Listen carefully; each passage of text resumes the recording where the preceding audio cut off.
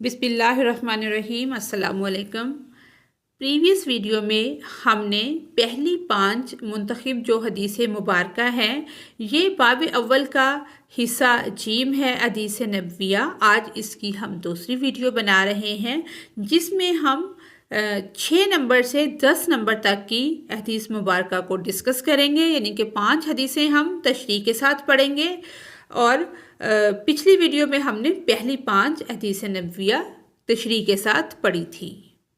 حدیث نمبر 6 ہے جس کا ترجمہ ہے، تمہارے غلام تمہارے بھائی ہیں، انہیں اللہ تعالیٰ نے تمہارے ماتحت رکھا ہے، چنانچہ جس شخص کا بھائی اس کے ماتحت ہو اسے چاہیے کہ اسے وہی کھلائے جو خود کھاتا ہے، اور اسے وہی لباس پہنائے جو وہ خود پہنتا ہے، اور ان سے وہ کام نہ لو جو ان کی طاقت سے زیادہ ہو، اور اگر ایسے کام کی انہیں زحمت دو تو خود بھی ان کا ہاتھ بٹاؤ۔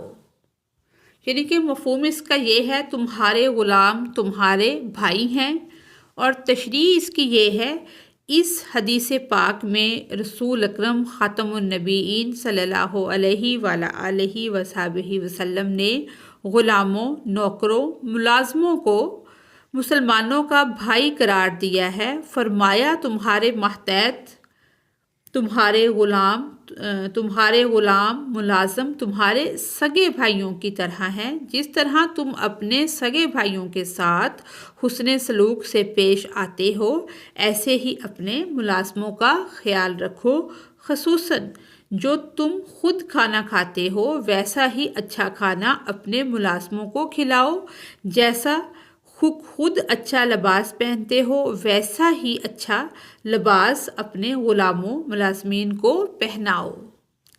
انہیں اپنے جیسا سمجھو، اپنے گھر کا فرد سمجھو، ان کی طاقت سے زیادہ ان سے کام نہ لو، اگر کوئی مشکل کام ہو تو ان کا ہاتھ بٹاؤ، ان کی مدد کرو، اگر ان سے کوئی غلطی ہو جائے تو انہیں معاف کر دو، انہیں سزا نہ دو۔ رسول اکرم خاتم النبیین صلی اللہ علیہ وآلہ وصحبہ وسلم حضرت بلال رضی اللہ تعالیٰ عنہ کا بڑا خیال رکھتے تھے، ایک ہی دسترخوان پر بیٹھ کر کھانا کھاتے تھے۔ آگے ہماری حدیث نمبر 7 ہے جس کا مفہوم ہے، علم کے بغیر فتویٰ دینا گناہ ہے۔ ترجمہ اس کا یہ ہے، جس شخص کو کسی نے علم کے بغیر فتویٰ دیا تو عمل کرنے والے کا گناہ فتویٰ دینے والے پر ہوگا، اور جس نے اپنے بھائی کو کوئی ایسا مشورہ دیا جبکہ اسے علم تھا کہ بھلائی اس کے علاوہ ہے تو اس نے اس سے خیانت کی۔ تشریح، اس حدیث پاک میں رسول اکرم خاتم النبیین صلی اللہ علیہ وآلہ وصحبہ وسلم نے ایک اہم معاملے کا ذکر فرمایا ہے کہ اگر انسان کو کسی مسئلے کا قرآن و سنت سے صحیح علم نہیں تو بالکل اس کا فتویٰ نہ دے۔ آج کے دور میں ہر آدمی مفتی بنا ہوا ہے، قرآن و حدیث سے نا آشنا، لیکن ہر مسئلے کا حل بتانا ضروری سمجھتا ہے۔ اس حدیث شریف میں سختی سے منع فرمایا گیا ہے کہ اگر انسان کو کسی مسئلے کا درست جواب نہیں آتا تو اس کا جواب نہ دے، کہہ دے کہ میں نہیں جانتا۔ اگر وہ جان بوجھ کر کسی مسئلے کا غلط جواب دے گا تو اس کا گناہ اس پر بہت زیادہ ہوگا۔ اسی طرح فرمایا، اگر کوئی مسلمان بھائی آپ سے کسی اہم معاملے پر مشورہ مانگے تو صحیح مشورہ دو، غلط مشورہ بالکل نہ دو۔ جان بوجھ کر غلط مشورہ دینا دھوکہ اور خیانت ہے، اور یہ گناہ ہے۔ اللہ تعالیٰ اور رسول پاک خاتم النبیین صلی اللہ علیہ وآلہ وصحبہ وسلم نے خیانت سے منع فرمایا ہے۔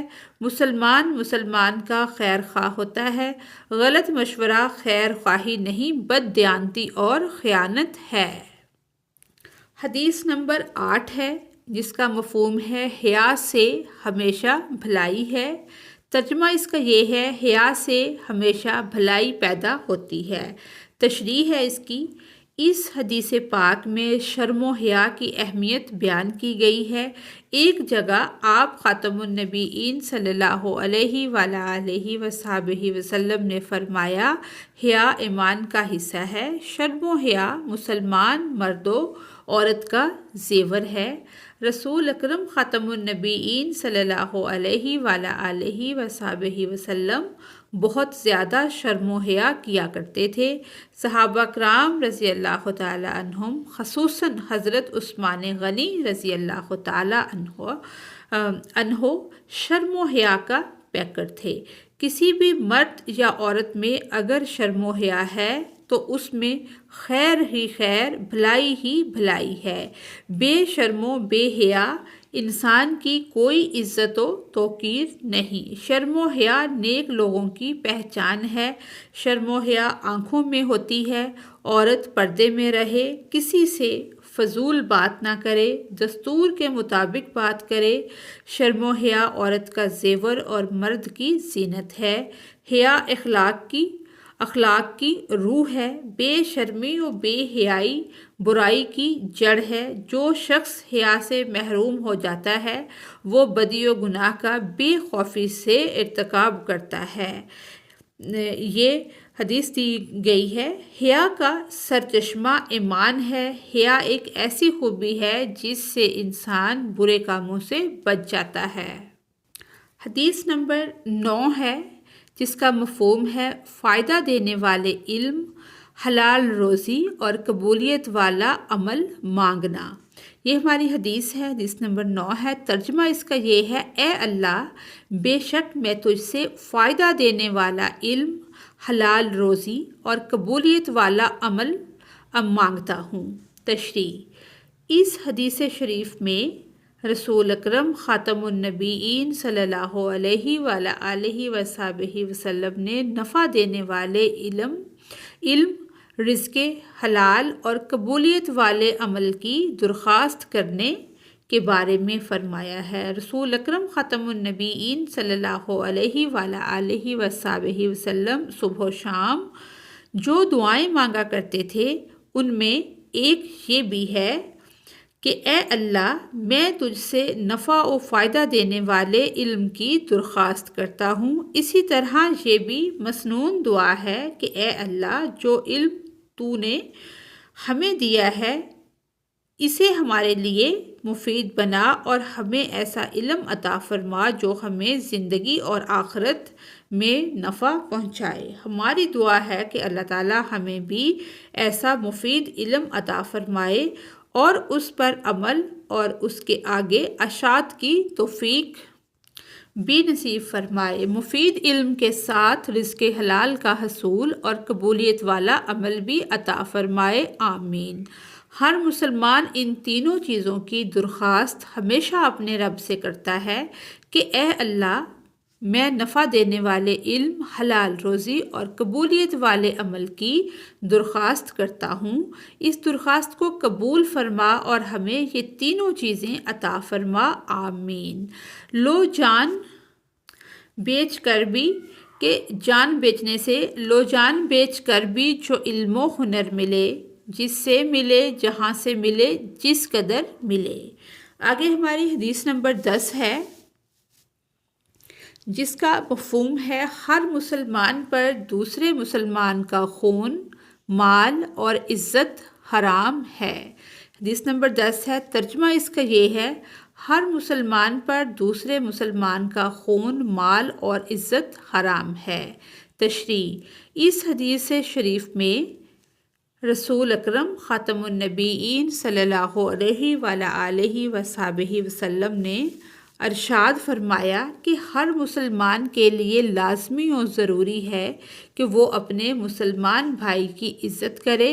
اس کا قتل، اس کا مال، اس کی عزت اس پر حرام ہے، یعنی ہر مسلمان کا خون، مال و جائیداد، عزت و آبرو دوسرے مسلمان پر حرام ہے۔ یہ کس قدر سنہری اصول ہے۔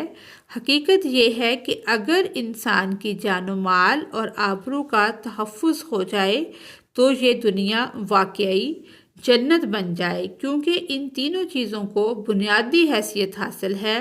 हुज्जतुल विदा के मौका पर आप ख़ातमुन नबीयीन सल्लल्लाहु अलैहि वसल्लम ने फरमाया, तुम्हारे खून, तुम्हारे माल और तुम्हारी इज़्ज़तें इसी तरह मुहतरम हैं जिस तरह ये 9 ज़ुल्हज का दिन, हज का ये महीना और ये मुकामे अरफात।